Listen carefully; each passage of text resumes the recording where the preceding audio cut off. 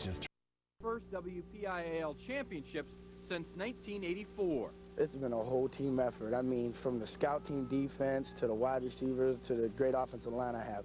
Everybody worked hard to push me to make me a better player, just like everybody else was pushed to be a better player. So now everything we've done this year has been as a unit. Everything they did this year, you know, it was it's all their goals. You know, they wanted to win the conference championship, which we did, and now they wanted to get the Hines and win the WPIAL championship. That's one of their goals, and win the states. So, you know, we're taking one game at a time, and our next goal is to win the WPIAL, and Washington, the Prexies are in our way. Now that the Tigers made it, the next step is stopping the highest scoring team in the WPIAL, Washington. Beaver Falls isn't intimidated. In fact, it likes the role of the underdog and knows what it has to do to upset the little Prexies. We're looking forward to it. We have respect for them, and we know that they're a great football team, but we're not going to lay down. We're going to give it our best shot, and hopefully we can knock them off. But, you know, if we don't, it's been a great season, but we're going to look forward to knocking them off, and it'd be a great accomplishment for our football team, being the #1 team in the state. And we're not getting, not too many people think we can win this football game, and I think that kind of motivates us as a team and a coaching staff. No one expects us to win, but, hey, you know what, about them, they got to keep up with our offense. So they got to score as much as we do, and that's how we've been beating people. We're going to score, and you got to score more than we do to beat us. All right, and there's Keith Humphreys here at Heinz Field today. What a job he's done in his first year as the head coach of the Beaver Falls Tigers. More Championship Saturday coverage coming up from Heinz Field here on Fox Sports Net right after this. There's something genuinely healthy about competition. It eliminates complacency, pushes people to new heights, inspires new.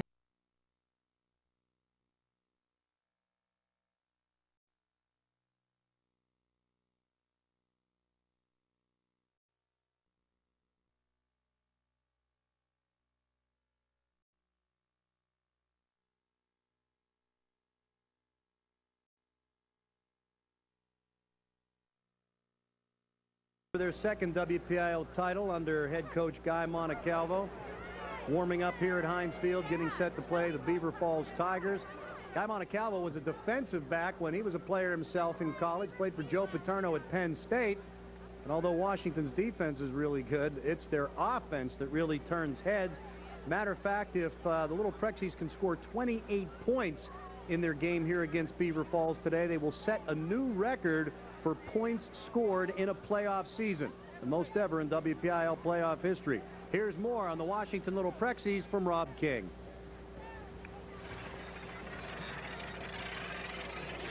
We knew that we were going to have a good football team. Anytime that you can return 21 seniors on a ball club, especially with the veteran experience that we've had and the number of starters that were coming back, you know you have a chance to be pretty good. We just have a lot of confidence since the beginning of the year, and it keeps on building every game after every win. But right now our team is pretty confident going into this next game. Outside of having a great nickname, the Little Prexies have completely dominated anyone and anything that stood in their way of getting to Heinz Field. Washington has averaged almost 44 points per game this season, the highest in the WPIAL, and they're doing it as a team. We've tried to devise the offense to enable it to attack people in a variety of ways from a great variation of sets. We try to establish as much of a balance, although it's not totally balanced if you were to put it on a scale, but we're probably 75-25 run to pass. Well, our offense, we don't have one special, like we don't pass too much, we don't run too much. We try to mix it up, and that's why I think our offense has been so dominant this year. It's just we have a lot of things we mix up during the game. You just can't key on one person. Like, if you key on me, then you got my cousin Travis, and you got Jay, or if you key on like our passing game, we can attack you with the running game. So it's like balance. Their offense might get all the glamour, but the defense has been just as good. So good, in fact, that the first-team defense has only allowed 3 touchdowns and a field goal in all 12 games. It's been one of the best defensive football teams I think I can say now that our staff in 22 years has ever had the opportunity to coach. Washington hasn't won the WPIAL championship since 1993, and they've been waiting for this game since last year. We haven't done real well in this game. We're very proud of the fact that we've gotten here six years out of the last 12, but we've had some heartbreaking losses in the championship game. This is what it's all about. I mean, our team waited all year for this point, and last year losing, we just wanted to keep on building, and we're finally getting our opportunity on Saturday, so it's going to be fun. Thanks a lot, Rob. Rob will have the play-by-play of the second game along with Kevin Gorman of the Pittsburgh Tribune-Review. That's going to do it for this crew. My thanks to Mike White and Sam LaFazzo. Enjoy the rest of the day. 3 more championship games coming your way here on Fox Sports Net. Next, Beaver Falls against Washington, the AA title tilt from Heinz Field. Get backed by Barrel, guaranteed lowest price, or a $2,000 check is yours. Choose from over 30 all-new 2002 Camrys for just $16,999 with $2,000 cash or trade. Guaranteed lowest price in the bird at Barrel Toyota in Cranberry. Hi.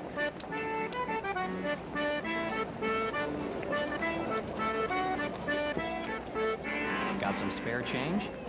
Then get to McDonald's, because cheeseburgers are only 49 cents every Monday and Thursday. And every Sunday, 20-piece chicken McNuggets are just $2.99. 49-cent cheeseburgers and $2.99 20-piece chicken McNuggets, only at McDonald's. It's the gift of a grandchild's laugh. It's the gift of a sister's advice. It's the holiday gift they'll really love. Time together. Thanks to Verizon Wireless. Now get 3,500 total monthly minutes for just $35 monthly access on select digital plans, so you can call anyone, anywhere in the U.S. and talk all you want with nationwide long distance included, and get a free Motorola phone with activation after mail-in rebate. So give your loved ones the gift they really want. You. Verizon Wireless. Join in. For anyone who's ever aspired to greatness, here's your chance. Reach young minds. Make a difference. And be part of a winning team. Summit Academy, where pride still matters. Call now about our employment opportunities.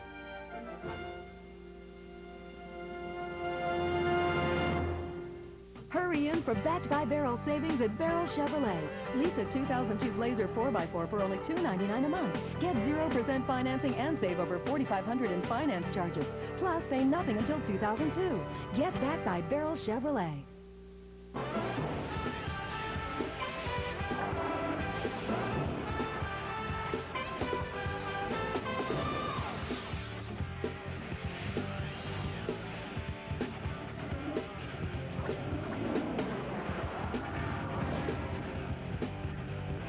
Welcome to Heinz Field. Today's WPIAL championships on Fox Sports Net are presented by McDonald's and Verizon Wireless. Hello, everyone. I'm Bill Fontana. It's game number 2.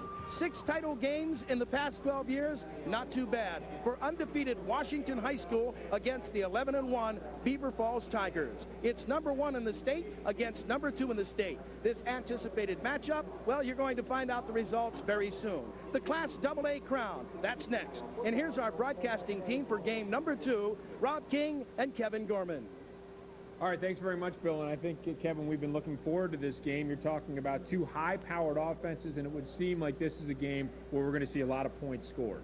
You sure do. And you see Washington, they come in averaging about 44 points a game, but they've only scored 12 points a game over the 5 previous championship games, so it's going to be interesting to see if they come out and get rumbling right away. Beaver Falls, meanwhile, has averaged 33 points a game since their lone loss of the year to Center in the middle of the season. They are led by an outstanding senior running back, Dane Williams, 22nd all-time in the WPIAL rushing list. He comes into this game with 4,132 rushing yards in his career. You talk about Dane Williams. You look at the great running ability he has. Cutback runner. He's shifty. He's hard to catch, and he really makes a lot of big runs. Like you said, he has 2,000 yards in his career, 4,000 in his career, 2,000 this season. He had coming off a big game right there, 260 yards, 4 touchdowns against North Catholic last week. And when you look at the Little Prexies, they do it more by committee. They've got 3 outstanding running backs themselves who, in fact, totaled have more yards than Dane Williams does, who carries most of the load for the Tigers. But the Little Prexies also have a pretty good quarterback in Justin Gregula. And Gregula, he's a very underrated quarterback, one of the better ones in Class AA. You look at him, he's a very nice drop-back passer, very good with ball fakes. They have some excellent receivers. Brian Skaggs is one of their better ones. He has 38 touchdowns, a school record over the past 2 seasons. 17 this year, even though they don't throw the ball very much. Excellent player for them, and he could be a very big key for them today. Hold on to your hats. We are expecting a high-scoring game against two of the best offenses in the WPIAL. Washington against Beaver Falls. The AA Championships coming up on Fox Sports Net right after this.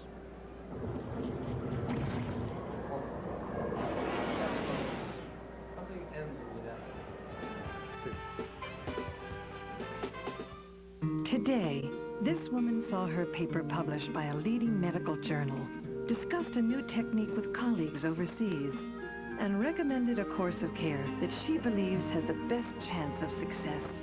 So why should an insurance company let this man decide if that care is really necessary? We still believe that the doctor knows best. UPMC Health Plan. Choose your health care as if your life depended on it. Hi, I'm Bill Oliveria of Oliveria Chevrolet Buick. Out here at McDonald, we do business a little different. We don't use a lot of hype to sell cars. We sell cars by exceeding our customers' expectations, and we have for over 30 years. Come on in and look around. We have a full line of new Chevrolets and Buicks to choose from, and we're offering the lowest finance and lease rates available. Oliverio Chevrolet Buick, Laurel Hill Road in the hills of McDonald, minutes from Cannonsburg and South Fayette. There's no hype in the hills, just an honest car buying experience.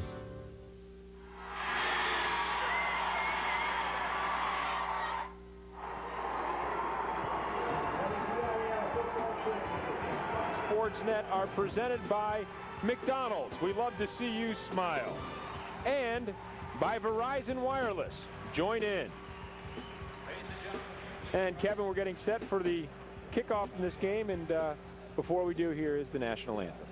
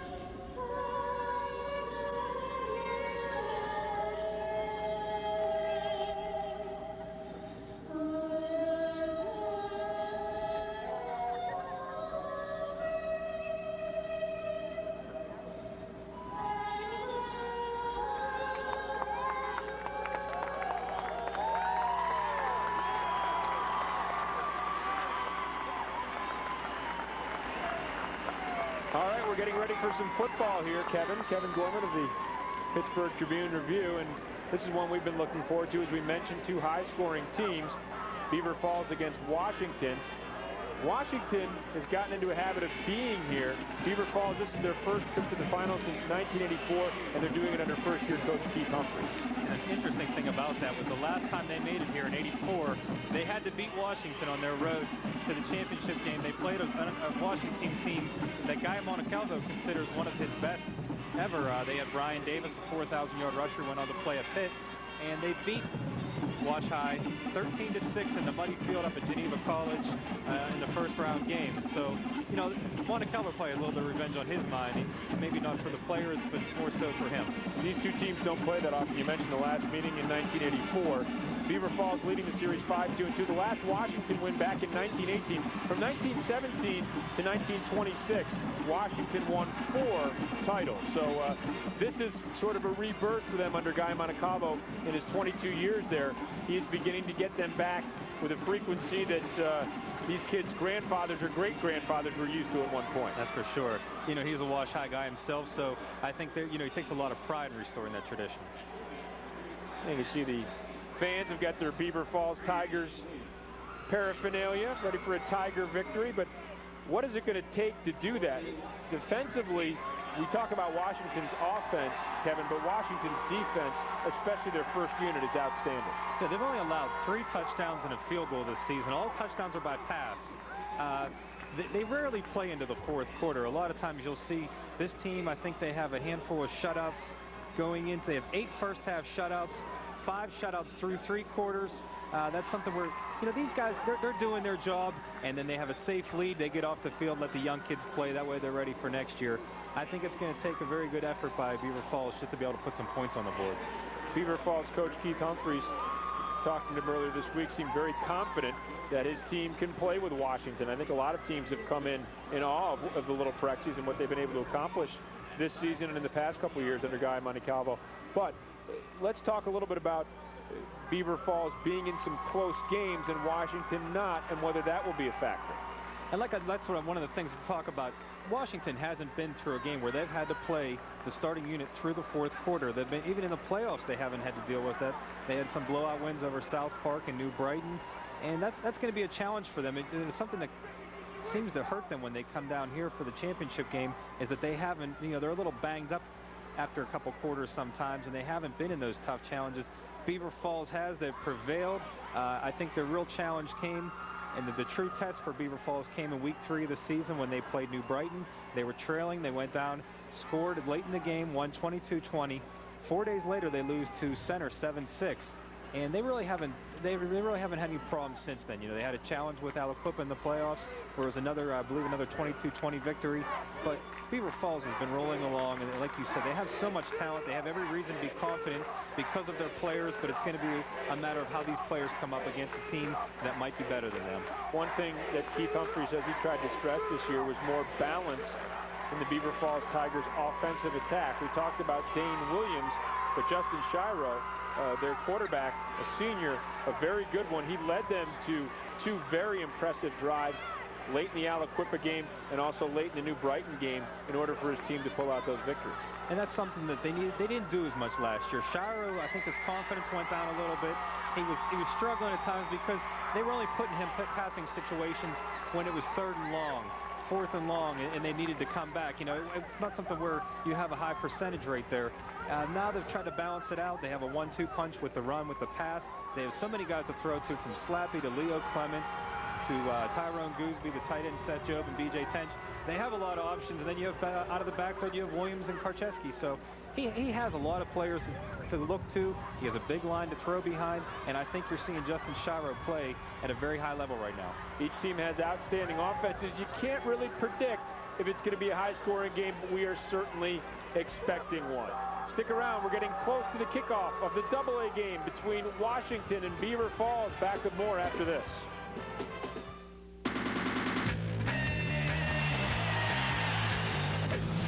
Pittsburgh Sports Tonight. Thank you, thank you, thank you! It's the nightly newscast you've been waiting for. This is the real deal. 30 minutes every night dedicated to scores, highlights, and interviews from your hometown teams. We told you it was going to be good. Your teams, your town, your show. Pittsburgh Sports Tonight, nightly at 10 on Fox Sports Net.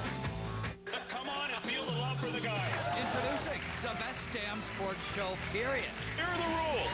There are no rules. A 3-ring circus of ex-jocks and comedians where anything goes. Hey, Mike, better load up on the Michael Jordan cologne because the Wizards stink. It's 90 minutes of comedy, commentary. Michael Jordan is still the best player in the NBA. And all the scores and highlights you can possibly stand. It's not sex, but it's close.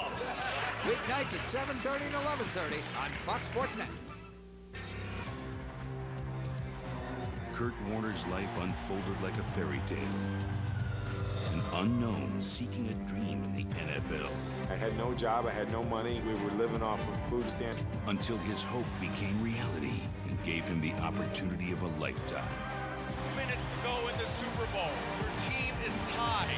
Kurt Warner, Beyond the Glory, tomorrow at 8, followed by a special presentation of Deion Sanders at 9 on Fox Sports Net. ACC basketball arrives. A dark new form.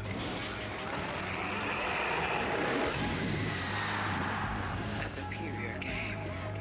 Wow, is he feeling it? Is he feeling it? He's a machine right now. ACC Sunday Night Hoops premieres December 2nd on Fox Sports Net. Basketball evolved to its highest state. Welcome back to Heinz Field. We're getting ready for Beaver Falls versus Washington. Rob King and Kevin Gorman along with you. Take you throughout today's activity, at least this AA game. I'm going to show you the road to the championship that each team has traveled. Washington, the champions of the Interstate Conference, and here's who they beat to get to the playoffs. They came in. They've been the #1 team in the state since Mount Carmel lost in the first week of the season. They ascended to that throne, and no reason to believe in 3 lopsided wins in the playoffs, Kevin, that anything has changed as far as that's concerned. No, that's the only thing. That they've come into the playoffs averaging 44 points a game for the season, but in the championship games, they're only averaging 12 points. This year should be different. This year, they have every reason to come in and run up another high score.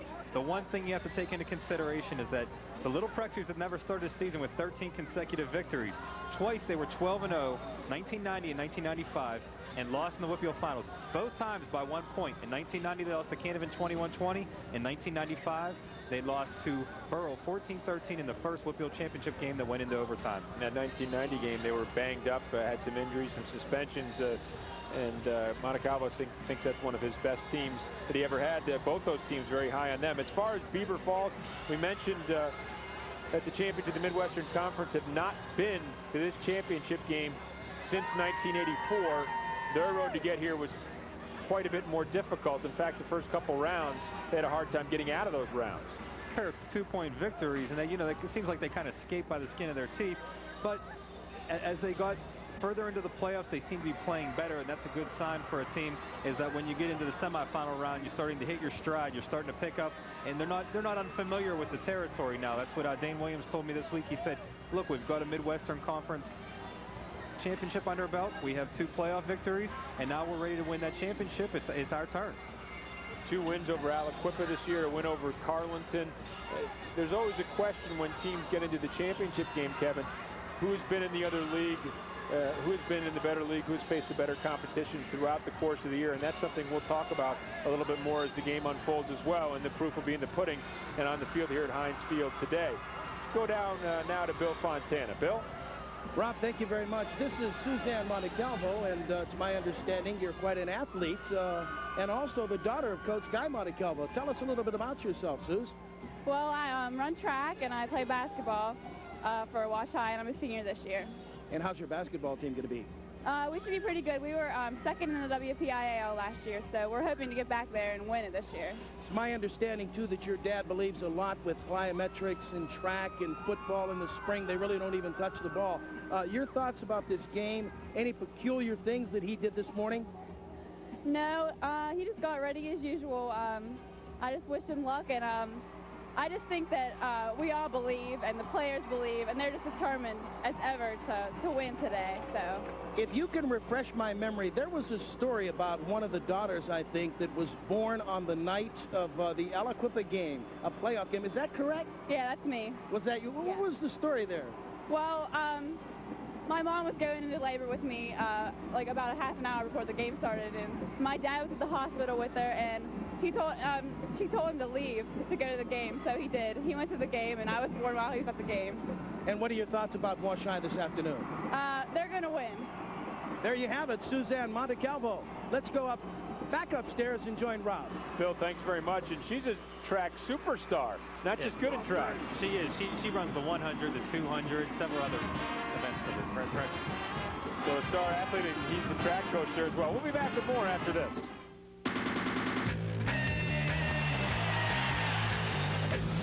Pittsburgh Sports Tonight. Thank you, thank you, thank you! It's the nightly newscast you've been waiting for. This is the real deal. 30 minutes every night dedicated to scores, highlights, and interviews from your hometown teams. We told you it was going to be good. Your teams, your town, your show. Pittsburgh Sports Tonight, nightly at 10 on Fox Sports Net. Come on and feel the love for the guys. Introducing the best damn sports show, period. Here are the rules. There are no rules. A three-ring circus of ex-jocks and comedians where anything goes. Hey, Mike, better load up on the Michael Jordan clone because the Wizards stink. It's 90 minutes of comedy, commentary, Michael Jordan is still the best player in the NBA. and all the scores and highlights you can possibly stand. It's not sex, but it's close. Weeknights at 7:30 and 11:30 on Fox Sports Net. Kurt Warner's life unfolded like a fairy tale. An unknown seeking a dream in the NFL.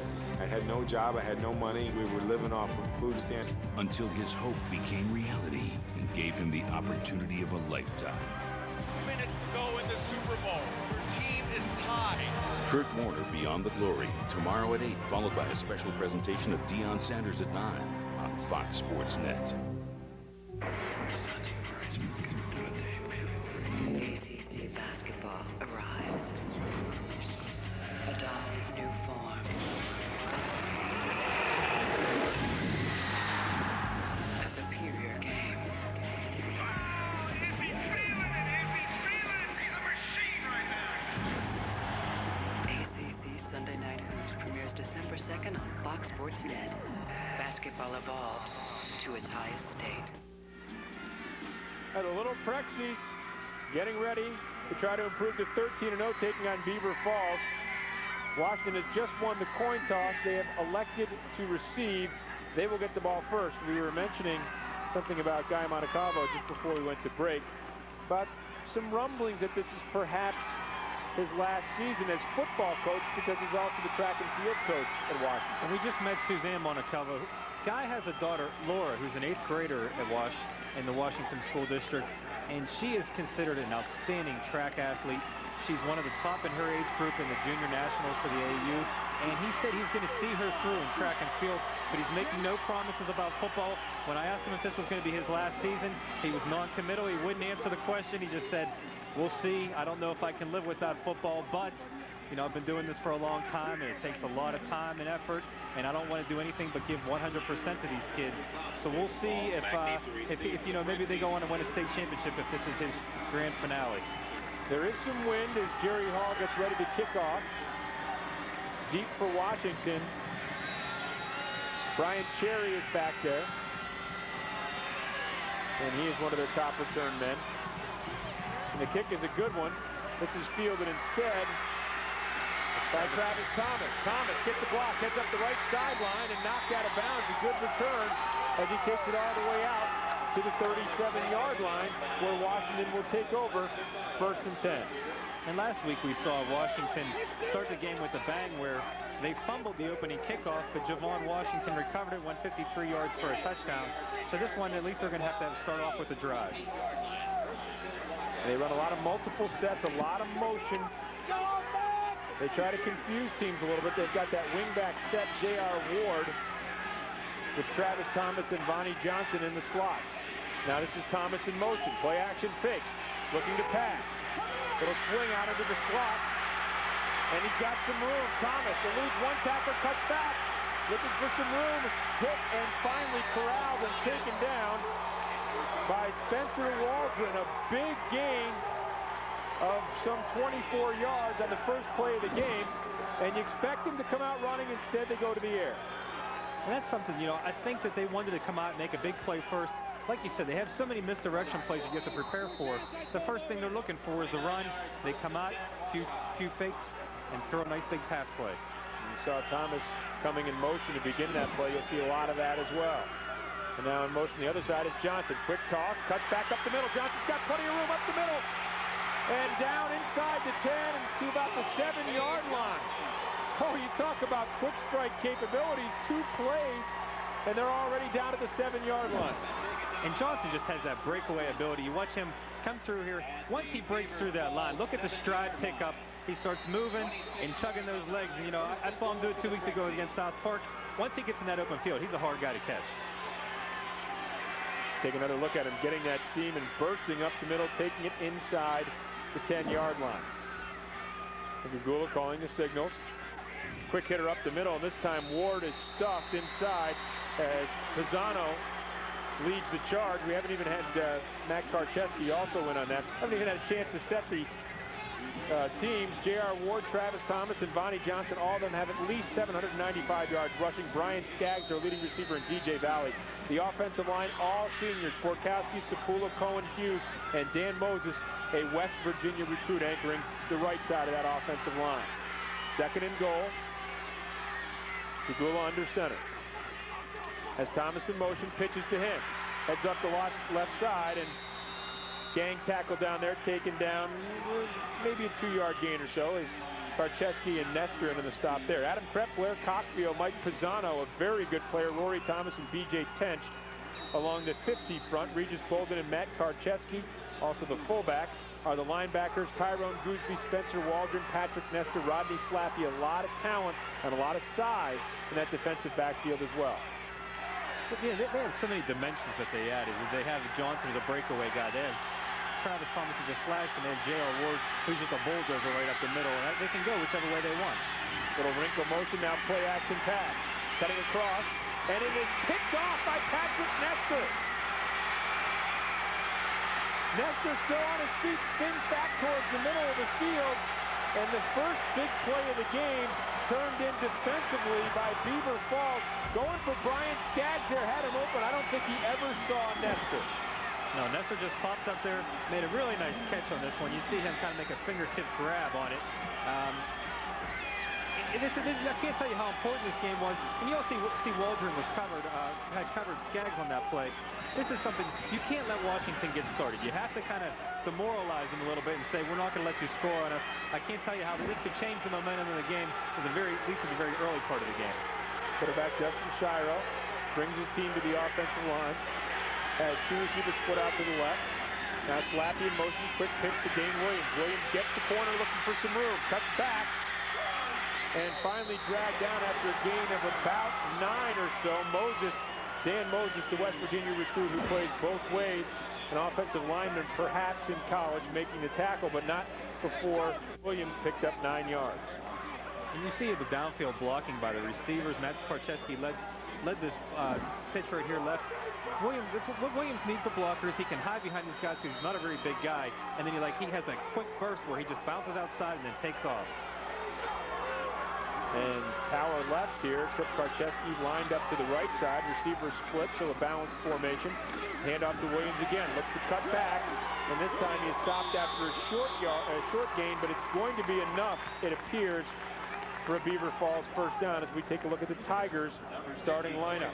There's Matt Karcheski, who played offensive guard last year, moved to fullback this year. Dane Williams, we talked about him. Seth Jobe, Spencer Waldron, and Rodney Slappy are your receivers. The offensive line is huge. 6'3", about 260 it averages. Rory Thomas, Randy Mason, Mickey Cooper, Mike Pisano, and Brian Pitts. And that's really going to be the key to this game, is how these lines match up against each other. This is the biggest test for Beaver Falls.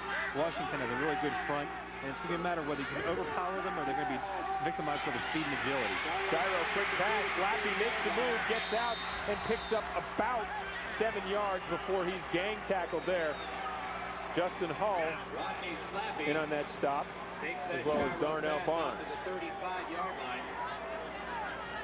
We'll take another look at it here. Just a quick out, and Slappy is able to cut inside of Brian Cherry, who over pursued. Cherry is 5'5", 142 pounds. We talk about an edge that Beaver Falls might have. Their receivers very big. The defensive backfield of Washington very small.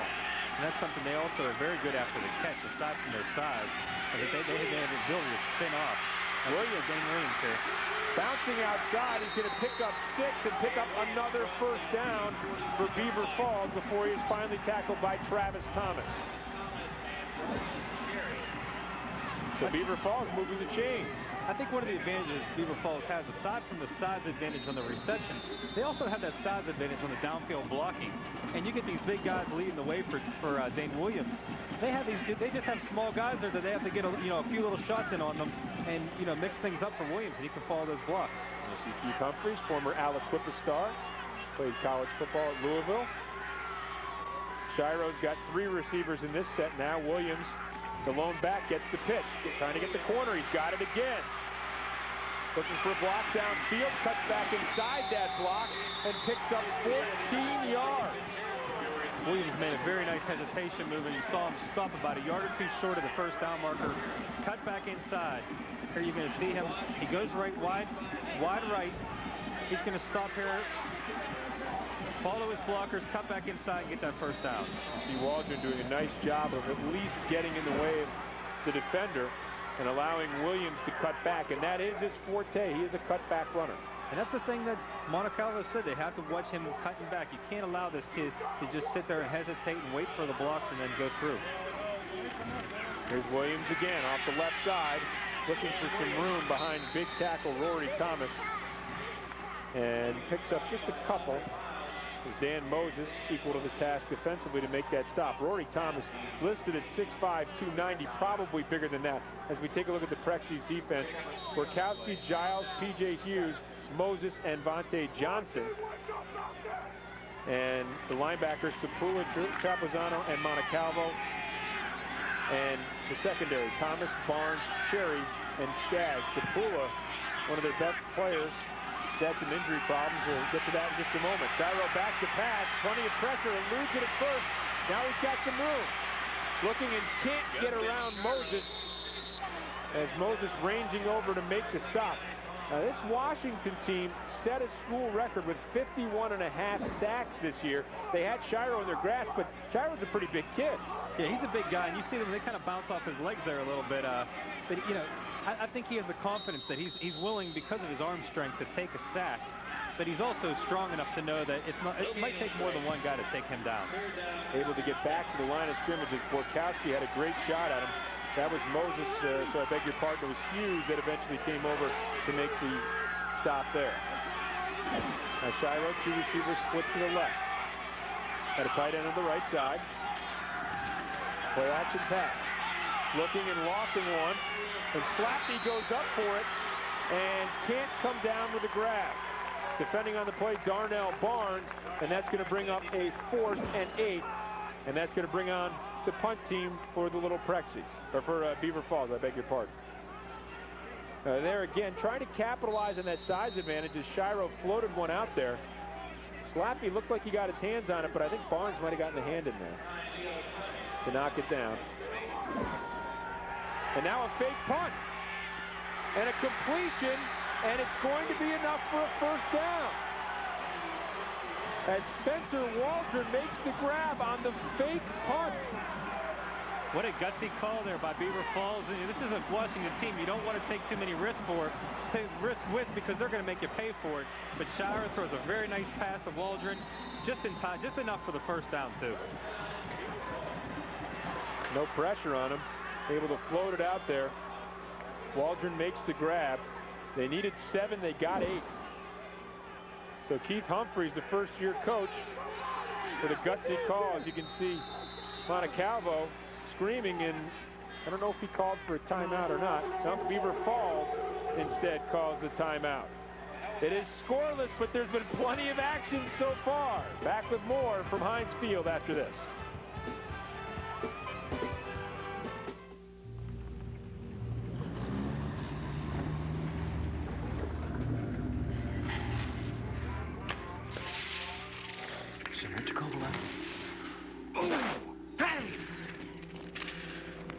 Come on. Great move. Shoot it, Lemieux. He scores. Yeah!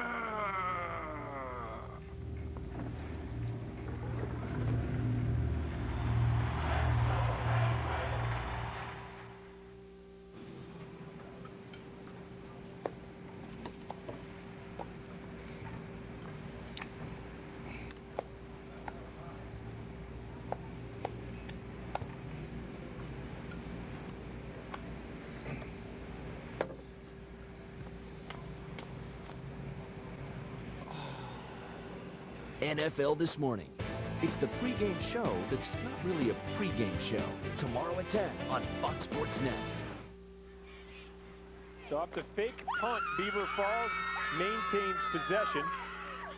They're going to have it at their own, or at rather Washington's 34-yard line, 1st and 10. Power eye to the right. 2 tight ends, play action pass. Slappy breaking wide open, but the ball floats and it is intercepted by Spencer Waldron, or Darnell Barnes, I beg your pardon. Darnell Barnes with the interception for the Little Prexies. So I guess turnabout is fair play. It sure is.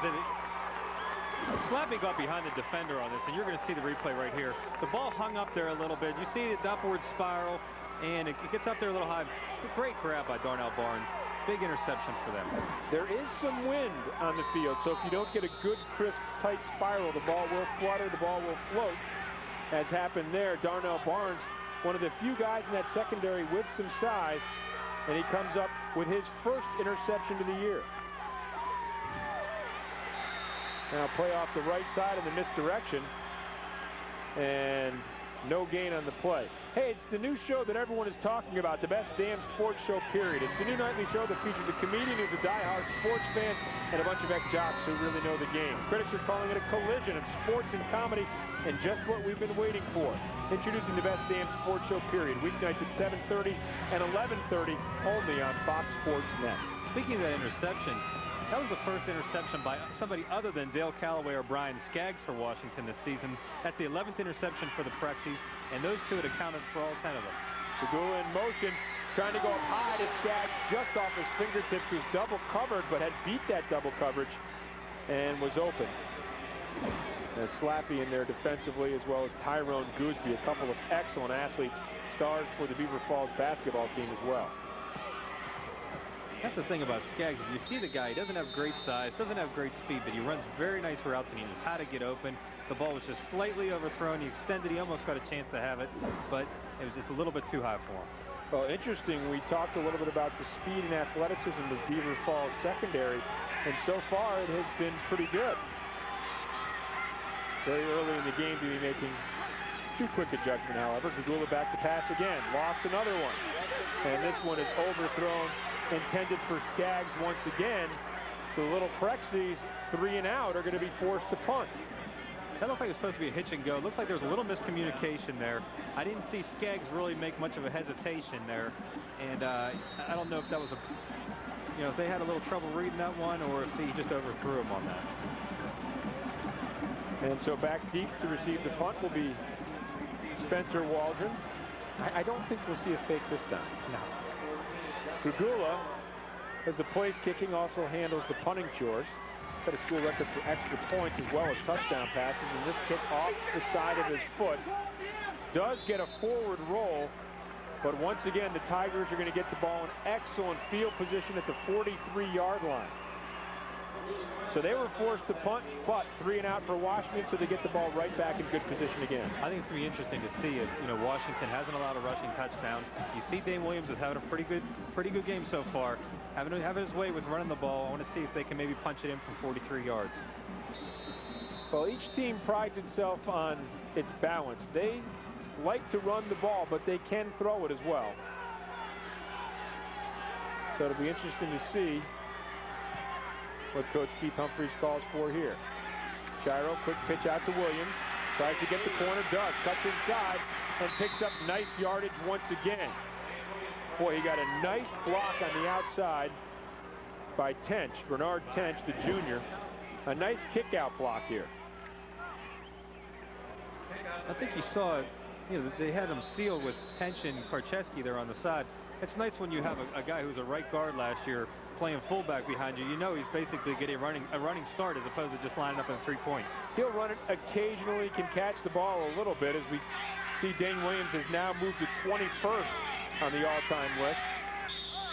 And he has a chance, I'll tell you what, if the Tigers continue to advance throughout the playoffs, he'll have a chance to move up quite a bit further because you got a lot of guys bunched in there that 43, 400-yard mark or so. Repeat the down. Yeah, you know, like you said, he has a chance that if he can put it through a couple 100-yard games, if they get through the state championship game, he could easily end up, you know, at least 4,500, which puts him in the top 15. Brian Davis from Washington's at 4,480. Brian Chismar from Swissvale, 45-44. He has a chance to get up in that class, which, you know, you're up there with some of the great running backs at WPIAL. After the penalty, it'll now be a 2nd and 8 for the Beaver Falls Tigers. Shiro brings his team up to the line of scrimmage. Back split to the left. Shiro back to pass. Pump fake, and now looking for the long one. His pass is up, fluttered short, and nearly intercepted. Slappy had to do a nice job of knocking it down. That was Dale Calloway. As Dale Calloway, the sophomore, who has 6 interceptions this year to lead the Little Prexies, almost came away with his 7th. And he's an excellent athlete. He also played varsity basketball last year for the Prexies. And I think he's going to be a very good basketball player, but Guy Montecalvo believes that this kid might be a Division I cornerback as he gets older. 5'11", or thereabouts, 165 pounds, but just a sophomore. Plenty of time to grow. Has good speed and 6 interceptions coming in dime situations. You saw it right there. He has nice athletic ability, nice leaping ability. And now Shiro faced with a 3rd and 8. 2 receivers split to the right. Now nobody left in the backfield as Williams comes in motion. Shiro back to pass. Now flushed out of the pocket. Moving to his left, and a swarm of tacklers, a fumble. The ball's still loose, and it is picked up and recovered by the Little Prexies. As there's Dale Calloway again. Shiro looks like he's injured, too. There's a guy down for Beaver Falls. Ben Borkowski was the one, I think, who got a hand on this. Yeah, Borkowski hit him from behind. Put his helmet on him. The ball loose for a while. And there is Dale Calloway for the interception. Well, the Little Prexies have gotten a little bit of pressure on Shiro a couple of times. Boy, he's shown some elusiveness.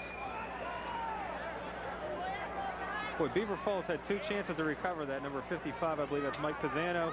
And then you saw, I think it was 79. Is that Thomas that also dove on the ball? They got it scrambled away from him. And it looks like it's hard to tell from here, but it looks like it might be Pisano who is down.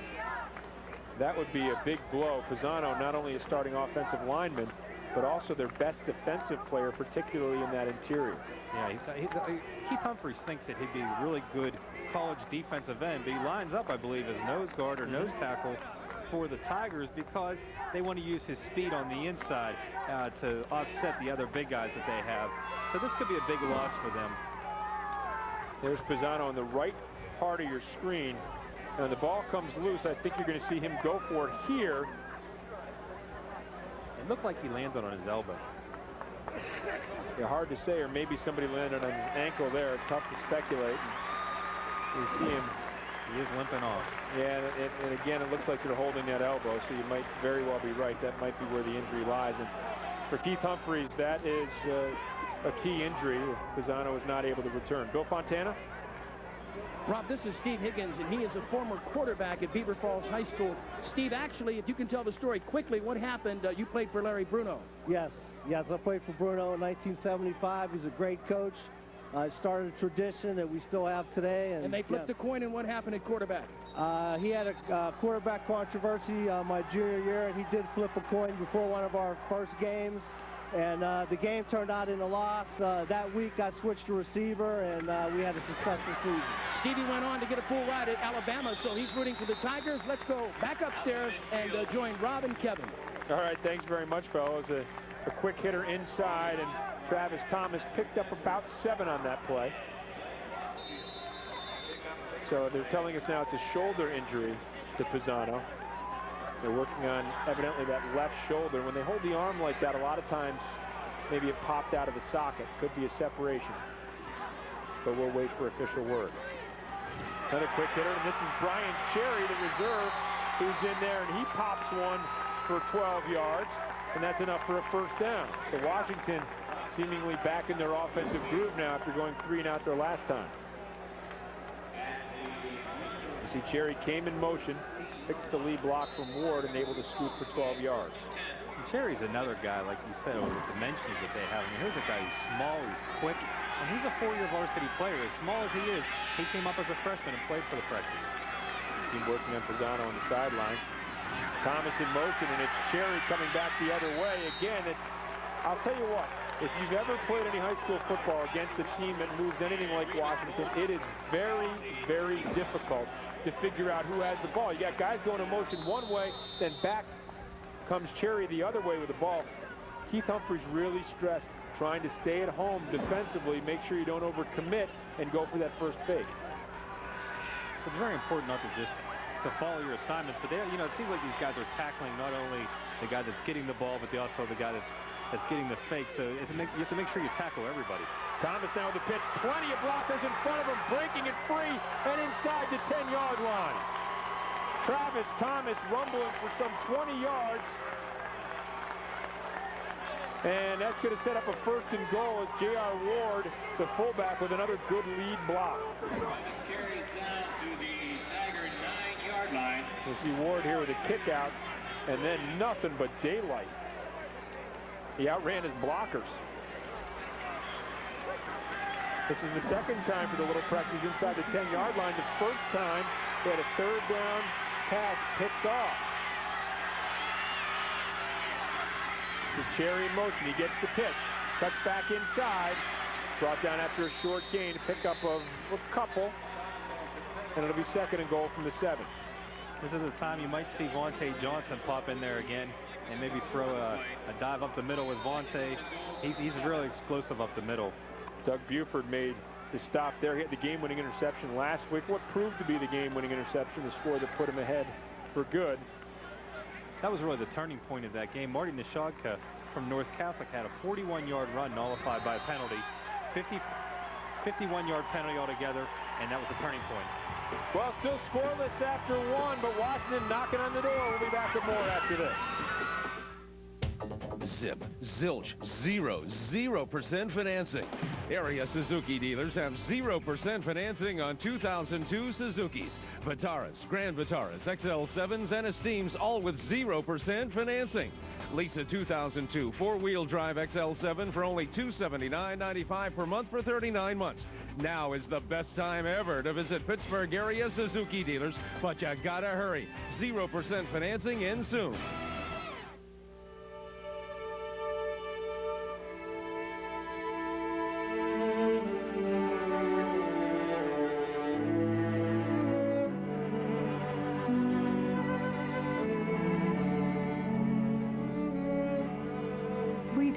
Together hospitals just to get big. We don't have our own health plan just to be in the insurance business.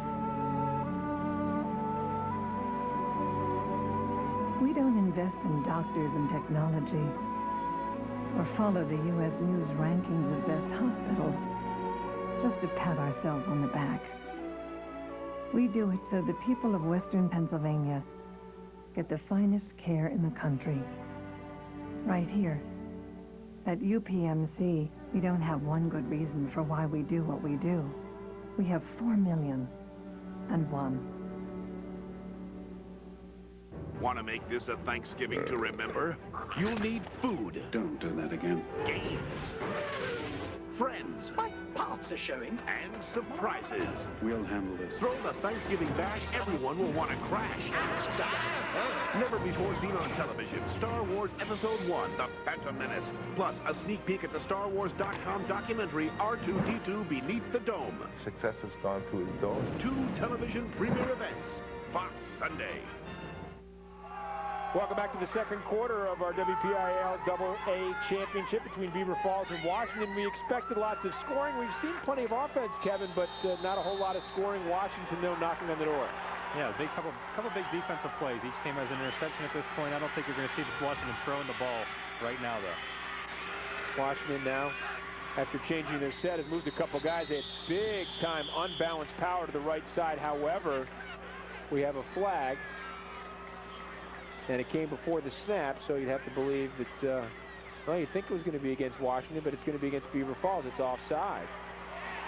on the Beaver Falls defense. Maybe all that motion confused him a little bit. You take a look at some of the first quarter statistics. Beaver Falls with more first downs with total yardage in a big way in Washington's advantage. Beaver Falls had the ball for longer. Washington marched right down the field, turned it over, and then Beaver Falls went on a long drive to reestablish some field position. But now Washington, second and goal from the 3-yard line, and a chance to get the game's first score. Inside handoff, not fooled, staying at home and doing a good job defensively. Matt Karcheski, the middle linebacker and fullback, who makes the nice stop here. That's just good penetration. Travis Thomas just didn't have a whole lot of room to run there. And so now third and goal from the 5 as Karcheski got in their first nester and then a whole gang of Tigers. What's the pride of Lions? What is it of a Tiger? Any idea? I think they're solitary creatures. Not on the football field, though. Cherry now the fake, and Gagula still has it. Looking for some room outside. Stays on its feet. Plunges inside the 5-yard line. But nothing doing on that one. A couple of fakes, and he tried to hide it on his hip. But we talked about the Tigers' defense staying at home, and they did a nice job of it here. Yeah, he takes a little bootleg. Like you said, nice fake there, but he didn't get the outside protection that he needed. And when he tried to cut back inside, he did get a few yards, and he, avoided a big loss there because that could have really hurt him. Tench was there first to spin it inside, and so Gagula will now attempt the field goal. And it will be a 21-yard attempt. Excellent baseball player. Has been all district since he was a freshman at shortstop, and this kick, I don't know if it was blocked or he just didn't get it, but either way, he missed it right. And so he remains scoreless. Yeah, that seemed like it skipped right off the side of his foot. I want to see how those laces, how that hold went down. It didn't look like it was too. It's going to be hard to tell from here. It's a pretty good spot. I can see the snap hit the holder right in the chest, and I don't know if it might have taken him a split second off of the timing there. I held in high school and college and hated it. Absolutely hated it. Some people love it. But some people are crazy. So here we go back with Beaver Falls. Dane Williams getting to pitch again, looking for some room outside, turns the corner, cuts it back up, and picks up about 4 before he is driven hard out of bounds. Well, this is no surprise. They're going to continue to run Williams as often as they possibly can, and as long as it continues to work. Television's most unique brand of football commentary airs Sunday with NFL This Morning on Fox Sports Net. This season, football funny man Jay Moore and the rest of the NFL This Morning crew welcome Boomer Esiason to the show that critics call the most unique, groundbreaking, off-the-wall 2 hours of football news. NFL This Morning. It's the pregame show that's not really a pregame show. Tomorrow at 10 a.m. Eastern right here on Fox Sports Net. 2nd and 6 situation. Chiro with 2 receivers split to his right, 1 to his left. Quick pass out in the flat, and it's to Slappy. Slappy turns upfield, enough for the first down. As he crosses the 30, gets it out to nearly the 35-yard line. Brian Skaggs on the stop. A very nice job of throwing it out to Slappy, setting up with Waldron having the seal block there, and then Slappy able to get the first down, a couple extra yards after the catch. We mentioned Slappy and Gooseby being such good athletes. Slappy, in particular, has been a big target. 41 receptions this year. He is by far the leading receiver. 49 receptions, I should say, now with the postseason numbers added in. 760 yards and 7 touchdowns. Chiro's got 2 receivers split left, 1 split down to the right. Pitch to Williams. Crashing in hard, but not able to make the stop was Javon Washington, but then gets some help. And Washington, the little fella, got in there first and was able to break things up a little bit. Yeah, Washington really made that play. He didn't make the tackle, but he really he made Williams hop step them over to get over him, and that really gave everybody else the time. Now Washington came flying in there. He's 5'4", 145 pounds. And I can guarantee you that he is the loudest mouth on the field. I've seen him down on the sidelines. The kid does not shut up the entire game. He's screaming at his players, the opposing bench. Anybody that looks at him in his direction, he's going to get yelled at. Loss of 1 on the play. It brings up 2nd and 11. Tight end to the right side. Play action fake. Shiro flushed out again. Floats one to a wide open Karcheski. Turns up the right sideline, looking for a block. Can't get it. Finally driven out of bounds by Darnell Barnes, but a huge gain for Karcheski. They don't use him that often, so when they do, I think it comes as a little bit of a surprise. Yeah, it was a really nice call. You know, like I said, he's more of a right guard out of the backfield. He's not your traditional fullback. He's got great blocking abilities. Nice receiver, nice after the catch run, but you know, this isn't the kind of guy that's used very often, so when they do use him, it's nice to see they get a big gain out of it. And he loves it. I mean, you're an offensive guard. Hey, if you get the ball 20, 25 times a year, it's more than he did as an offensive guard. That's for sure. So he welcomed the switch to fullback. And Shiro, as Beaver Falls, beginning to put together another impressive drive. Tight end to the left. And a counter back the other way by Williams, but he is dragged down from behind by Dan Moses. No gain in the play. In fact, lost about a yard. Moses was a guy that was overshadowed by some of their other linemen that they've had the past couple years. They had Colin Miles. They had Chet Henderson, who ended up going to the Navy. This year, he went down to the Metro Index camp, and the coaches down there were raving about him. Wouldn't you know it, this summer, right before the season started, he commits to West Virginia, and he's looking like every bit the player that they were talking about this past spring. He is big. At 6'3", 285 pounds, and he can move. 5'1" speed. Not a lot of flab on that 285 pounds. Shiro back to pass now. Looking, and again, Karcheski the other way. Same exact play. Lots of room. And able to slide through. A tackle attempt by Darnell Barnes. Barnes did tackle him, but wasn't able to get him short of the first down. So another first down for Beaver Falls. Same play, opposite side. You see Karcheski go out in the left flat. Just toss a nice little floater to him. He's wide open. He's only got one guy to beat for the first down, and he gets it. Well, we talked about the trickery of Washington, but Beaver Falls, lots of different formations. We've seen some play-action pass, and we've seen Karcheski used a lot more than you would normally see him. A couple times a game for him. It's like Christmas. And Shiro 5 for 8, 65 yards, does have that one interception. Has 3 receivers out this time. Now floats one for the corner, a jump ball. And a good battle, and this is going to be interesting because Gooseby was going for it offensively. Defensively, Callaway appeared to have pretty good position. This might be offensive pass interference. And let's see what the call is. Offensive pass interference. White. Exactly what they're calling, offensive pass interference. Well, Shiro never had a chance to set his feet and make a good throw. Got tremendous pressure up the middle, had to float it.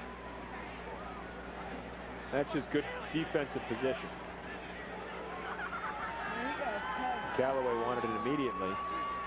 And this is a big one, marching back 15 yards. It's a shame he couldn't get it up high enough for Gooseby, because Gooseby's a high jumper for the Beaver Falls track team. He's the kind of kid, he finished second in both the WPIAL and the state. I know he's cleared 6'7.5". He was 6'4" at both of the big meets this past year.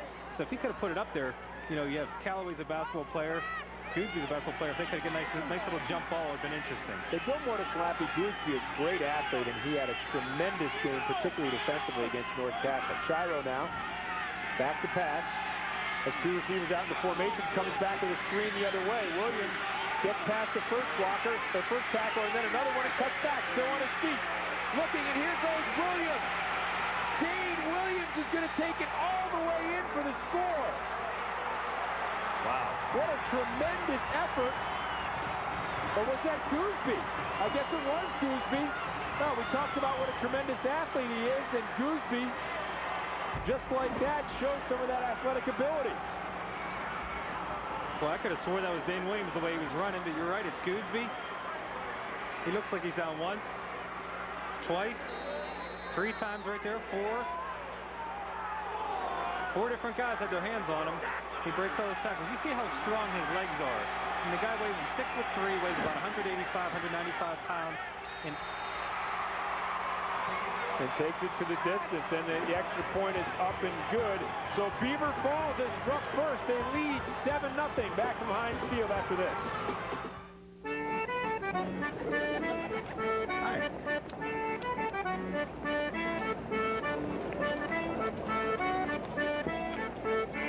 Want some spare change? Then get to McDonald's, because cheeseburgers are only 49 cents every Monday and Thursday. And every Sunday, 20-piece chicken McNuggets are just $2.99. 49-cent cheeseburgers and $2.99 20-piece chicken McNuggets, only at McDonald's.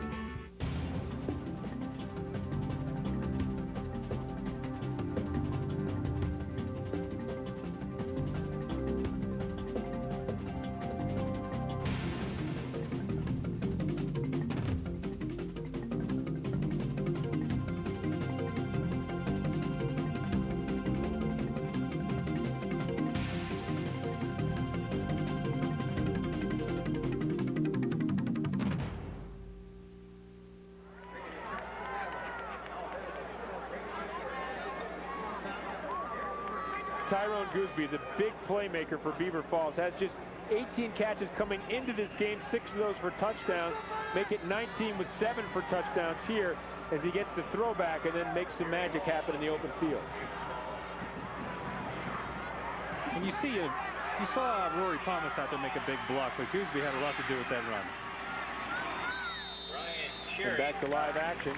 Brian Cherry carrying it back out over the 35 to about the 36-yard line, where Washington will get their hands on the ball once again. An 8-play, 80-yard drive capped by the 44-yard catch and run by Tyrone Gooseby.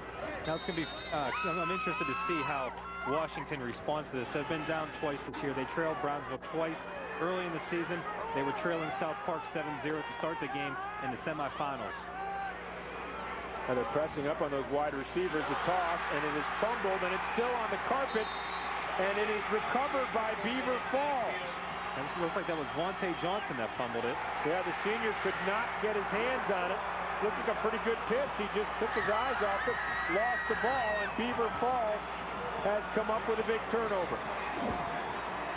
As Adam Krepp makes the fumble recovery.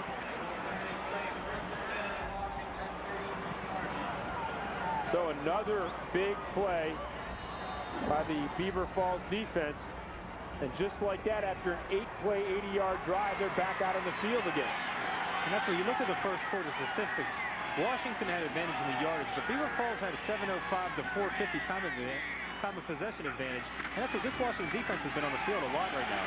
Dane Williams looking to slide out of a tackle by Javon Washington, unable to do so. Picked up still about 4.5 yards or so on first down.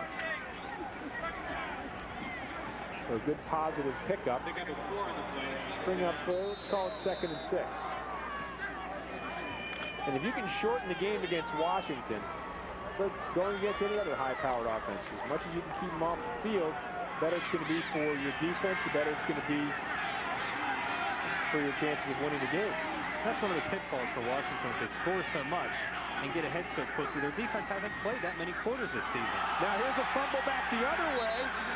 Shiro there with about 4 players from the Little Prexies. It looked like Shiro got it back, and he did. So that could have been a huge break for the Little Prexies. Karchevsky didn't look like he thought he was supposed to get the ball. And Shiro and Borkowski down there, and Shiro able to pull it away.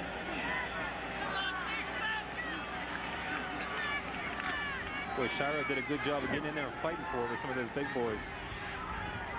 Well, Borkowski's no bigger than Shiro. Shiro's a big kid, 6'2", 6'3", about 210 pounds. Now faced with a 3rd and 10. Receiver split out to the right side. Shiro will roll that way. Picks up a good block from Williams. Throws the pass out there, in and out of the hands of Spencer Waldron. Brian Skaggs made a nice effort there to break it up a little bit. Waldron still had a chance to catch it, though, after it went through Skaggs' hands. And so now, punting situation. You look at Williams picking up the blitz here. Oh, that is a nice job on Andy Trapezzano. Trapezzano, you can see that big cast on his hand. He broke his hand against South Park. Yeah, Trapezzano, there are 2 guys in the middle, Trapezzano and Sapula. Sapula fractured his ankle against Quaker Valley, came back last week, and in the other leg got a deep thigh bruise. So you look at it, there are 2 linebackers, Sapula and Trapezzano, neither one of them at 100%. And I saw Sapula's father before the game. and he said he's probably just going to play offense today unless they need him on defense. It looks like he's going to be playing both ways for the Prexies today. This copyrighted telecast is presented by Fox Sports Net under the authority of the WPIAL and may not be reproduced, rebroadcast, re-recorded, or retransmitted in any form without the express written consent of the WPIAL. So maybe some debate about whether to go for it here. Now they're coming back out in punt formation again. But again, Shiro threw the ball out of this formation earlier and picked up a first down for Beaver Falls, although they eventually gave the ball up on an interception. I think you can bet Washington is going to be prepared for a fake this time around. Punt is off, and it's going to roll inside the 5 and then through the end zone. And so Washington will get the ball back again. First and 10 from the 20-yard line. Looks like Slappy kind of misjudged that. The ball sailed right off of his foot, but then once it hit the ground, it kind of sputtered for a second, and Slappy had eased up on it and looked like, he made a last-ditch attempt to try to save it from going into the end zone, but he had, too far behind at that point. The Little Prexies have been derailed by turnovers. And look at this highest scoring Class AA offenses this year. Washington 43.9, but stick down that list, Beaver Falls at 30.2. Gagula now back to pass. All kinds of pressure, but he has a man open underneath. And this is Travis Thomas, who picks up a huge gain while Gagula hung in the pocket, slow to get up all the way back at his 5-yard line. Able to hang in the pocket and pick up Thomas. You watch Gagula hang back there until the last possible second. Takes a big shot from the right side. And he's able to get Thomas right in stride. Take a look at it from the quarterback's perspective. Oh, boy, got 4 or 5 guys hit him there. That is some big hitting. Blair Cockfield, number 75, one of the big hits laid on him there. A Cherry in motion, but it's Ward instead, and Ward is going to take it in for a touchdown. 42 yards untouched. J.R. Ward scores for the Little Prexies, and they have cut the lead to 7-6. That just shows the explosiveness of the Washington Little Prexies. That's the 14th touchdown of 40 yards or more by the run for the Prexies. They have actually 22 touchdowns of 40 yards or more this season. Great trap block inside. Able to spring that from Sapula.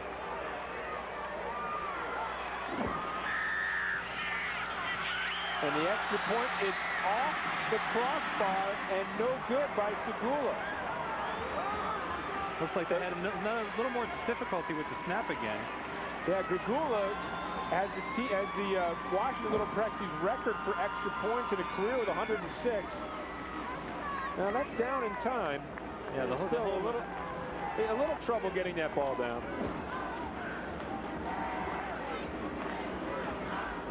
I know that this is a new field for the Washington Little Prexies, but they've been haunted by the kicking game in the past.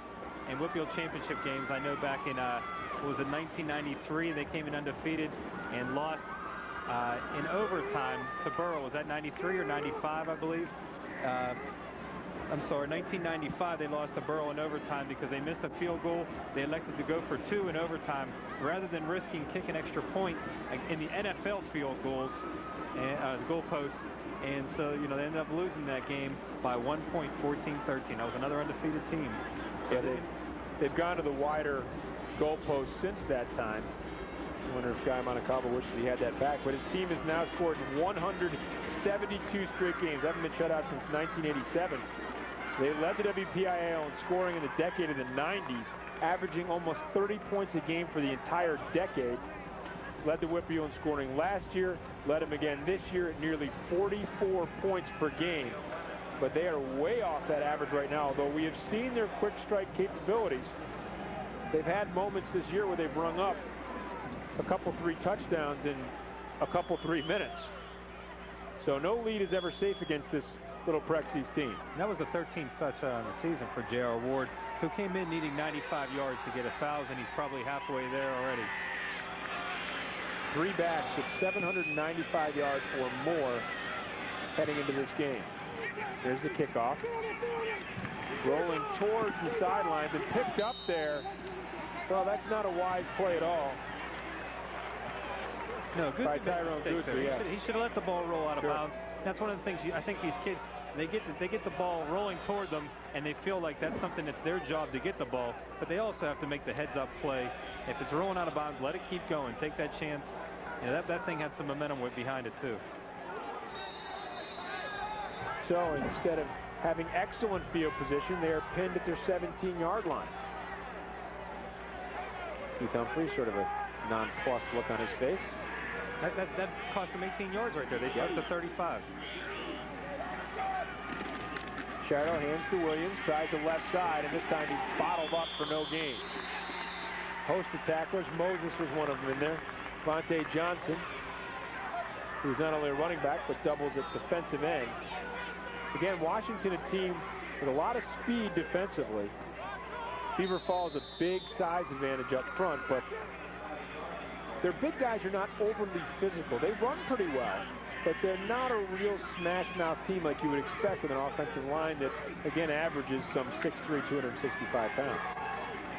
Well, I think you see the sizes on the ends and up the middle, but the right guard and the left guard, neither of them are real big. You know, Randy Mason's 5'10", 240, Pisano's 215. And Washington able to just barely trip up, I believe, Slappy out there on the left side. See Washington come flying up here. Just gets enough of them by the ankles.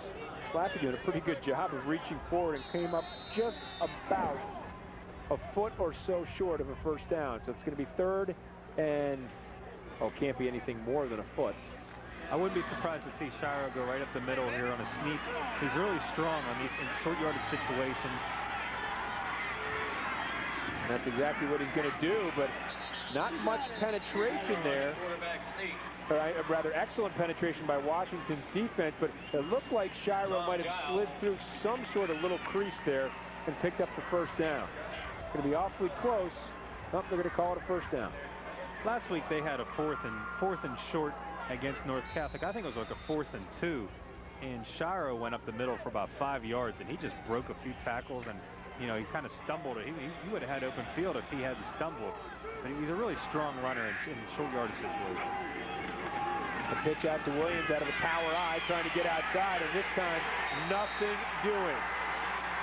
And that's Vontae Johnson doing a nice job defensively. Travis Thomas got it coming up from his cornerback position to make that stop.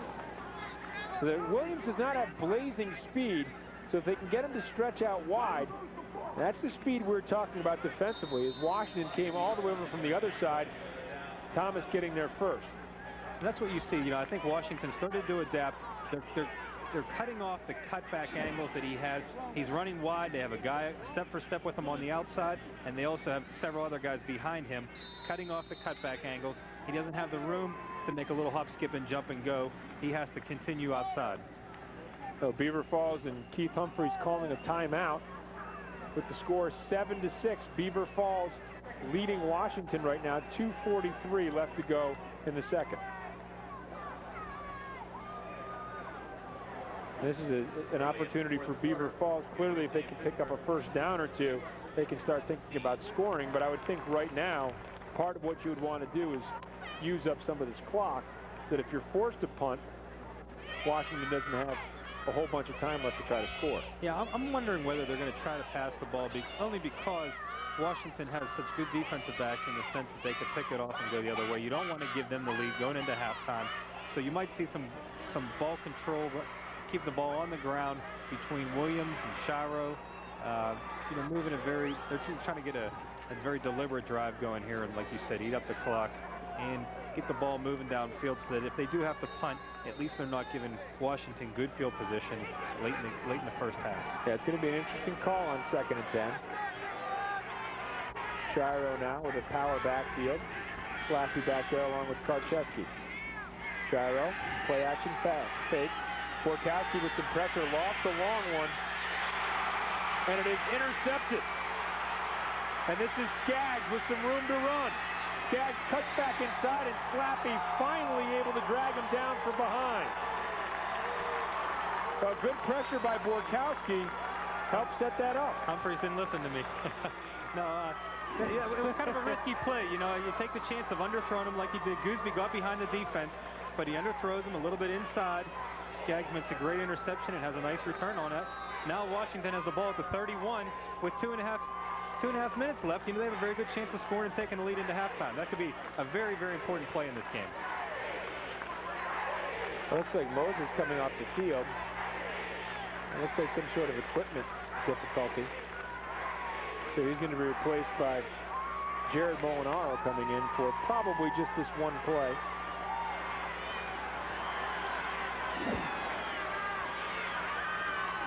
Cherry now moving in motion. Quick pop up the middle to Ward. This time they're ready for it. That was the same play he just scored on that 42-yard touchdown run. Still picked up about 4 or so as we approach 2:15 left to go here in the first half, and Beaver Falls clinging to a 7-6 lead. Well, Washington certainly not in hurry-up mode here. Brewer, though, getting them in and out of the huddle rather quickly. I think they'd like to go in, score with no time left on the clock, or very little time left on the clock. Not have to worry about kicking off, and then go into halftime with that little lead. Hopefully they can go into 14-7 lead. That would be a good scenario as Thomas gets the pitch, works off the left side, and picks up another 3 yards or so. B.J. Tench in on the stop for the Tigers. Bring up a 3rd and 4. And Moses back in the game. Jared Molinaro back off along the offensive line for the Little Prexies. Pagula brings him to the offensive line. Same wing-back formation that we've seen. Receivers split on each side. Cherry in motion. Pagula, quick stop. Pop out to the right flat, and a little down and out by Skaggs. It looked like a decent throw, but he couldn't get both hands on it. And so now this is going to bring up a 4th and 4. He ran a nice route on there. It's a little bit high. Yep. Now they're used to seeing Skaggs make these circus catches, though. They said he looks like a kid who, out of his uniform, he looks like a kid who should be spending most of his time in the library. But he goes out there and makes the most unbelievable catches, and he does it time after time. And I think that they don't always have to be right on the mark, some of these passes. But today, in a big game situation, you can't afford to miss. Yeah, Gurula had his man wide open there. Now quick motion, and it's going to be an option pass. Thomas floats one up, and Beaver Falls not full caught, but out of bounds by DJ Valley, and so it's going to go over on downs back to Beaver Falls with 1:09 left in the first half.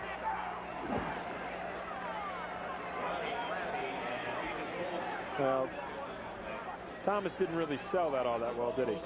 No, I was just going to say, he really didn't carry out the fake very well. It seemed like he was passing from the very second. These guys have such great recovery speed. If you're not going to throw a perfect pass, you saw how wobbly that was. You're not going to fool a defense when they can catch up to these guys too quickly. Boy, Valley tried to drag a foot there, didn't he? Good job, but out of bounds on the play, although he did come down with it. And so Beaver Falls gets the ball back. Power eye, 2 tight ends. You'd expect them to run it here, and they do. They give it to Williams, trying the left side. No, it's kept, in fact, by Shiro on a bootleg, dragged out of bounds. Pickup of about 6 on the play. Yeah, you'd think you'd see a more conservative approach after the interception. But Beaver Falls isn't about being conservative. They want to win a championship, and they're going to do it. They're going to take some risks. Well, that was a very good call. Certainly fooled me, and it fooled the Washington Prexies defense a little bit as Shiro was able to get the corner, but pickup of about 6 after the 31-yard line. 1:01 left in the first half. 2nd and 4 situation. 2 tight ends again, and the power eye again. Shiro will hand to Williams this time. Cuts back up the middle. Gets it out to the 35. Going to be very close to a first down. Now, if they have to measure this, and they're going to apparently stop the clock and give Keith Humphreys another chance to think about what it is he wants to do. Now they're going to call it a first down. So the clock stops on the first down. 52 seconds left in the first half. Ball on the 35-yard line for Beaver Falls. Now Humphrey staying with the two tight end set in the power I formation. Attention Job, the tight ends. And it's a reverse to Job, but Job is wrestled down in the backfield, lost about 3 yards as Ben Borkowski, the senior, came in and made the stop. And I would guess that that is going to be the last play. It looks like that was Gooseby comes around on the end. Yes, it was Gooseby, you're correct. He didn't really have anywhere to go on this one. Well, that's not a bad call either. I mean, a little misdirection and I think conservative calls, but a chance to get your playmaker involved, and that's going to be it for the first half. We're under 5 seconds and counting it down. And Beaver Falls has come out, Kevin, and taken a 7-6 lead. They escaped some, dangerous play there with the interception return into their territory. They come out with a 7-6 lead. That's a very good lead for them because it could have very well been 13-7 or 14-7 if Washington had scored there. Yeah, Washington twice got inside the 10-yard line without scoring touchdowns. Beaver Falls also had a long drive that was nullified by an interception as well. So each team, I mean, this could be 21-14 right now. Instead, it's 7-6 as the defenses have come up with the big plays instead of what we expected, which was the offense to come up with the big plays. Well, I think that's what you see these championship games when you see Washington come in averaging 44 points, but only averaging 12 in their past 5 WPIAL championship game appearances. It comes down to really how the defenses hold up. They're going to make the big stops. They're going to make the big plays. And every once in a while, you're going to need your offense to break one loose. But the defenses are really what's going to win the championship game for you. Keith Humphreys had talked about correctable mistakes that his teams made, and they appear to have corrected them defensively against Washington. Bill Montana?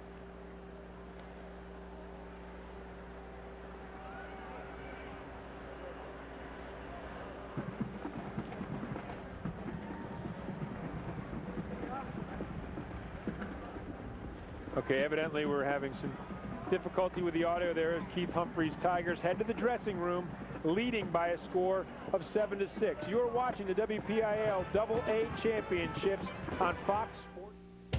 Zip, zilch, 0% financing.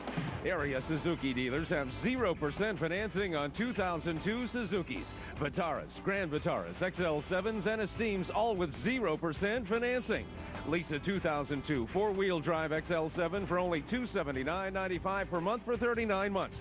Now is the best time ever to visit Pittsburgh area Suzuki dealers, but you gotta hurry. 0% financing ends soon.